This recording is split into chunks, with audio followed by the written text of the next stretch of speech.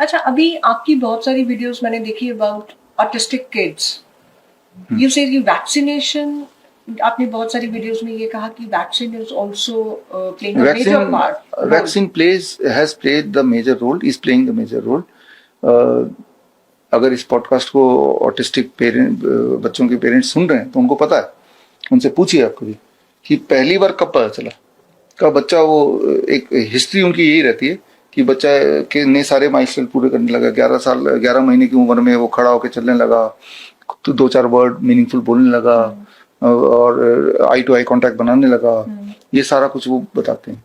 लेकिन जब वैक्सीन लगा, खासतौर MMR वैक्सीन लगा, उसके बाद उसकी हेल्थ, उसके जो आई कांटेक्ट खत्म हो गए, साइलेंट हो गया, वो रिस्पॉन्ड नहीं करता है, अजीबोगरीब बिहेव करता है, खाने पीने का रूटीन उसका खत्म हो गया, तो तब हम डॉक्टर पर ले गए, तब हमें डायग्नोज हुआ। So this is repeatedly the history.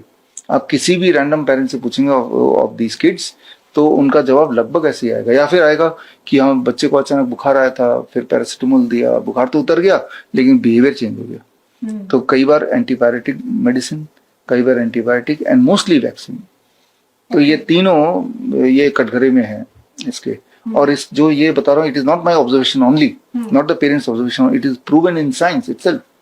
The vaccine is containing mercury, and जब मर्करी, सारे वैक्सीन आजकल इतने ज्यादा हो गए, उनका कम्युलेटिव मर्करी का content is more than 100 times the safe limit. तो फिर बच्चों को वैक्सीन लगवानी नहीं चाहिए, क्योंकि बहुत सारे वैक्सीन हैं, जैसे वो एंटीमीजल वैक्सीन है, 35 वैक्सीन है। हाँ, तो वैक्सीन नहीं लगाना चाहिए, वैक्सीन का कोई फायदा नहीं है। और जिसको लगता है फायदा है, हाउ डू यू नो फायदा है कि नहीं है?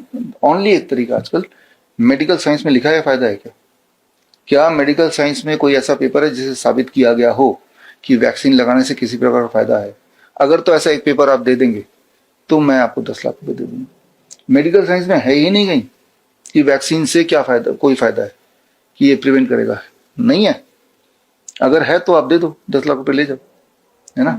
है नहीं, वो तो फार्मास्यूटिकल इंडस्ट्री बोल रही है, गवर्नमेंट बोल रही है, डॉक्टर लगा रहा है वो बोल रहा है, साइंस नहीं बोल रही।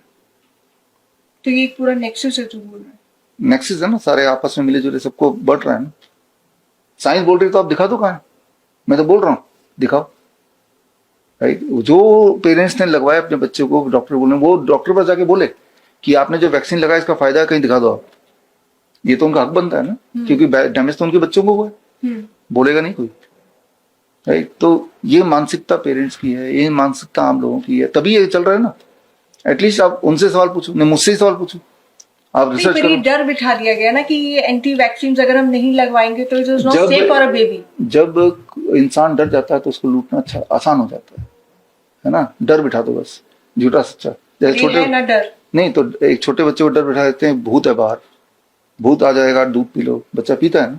तो डर ही होता है वो, उसका वो तो एक एब्स्ट्रैक्ट चीज है ना। अगर कोई प्रूफ दिखाए, वो बच्चा बोले मुझे प्रूफ दिखाओ भूत, तो उसी दिन डर चला जाएगा।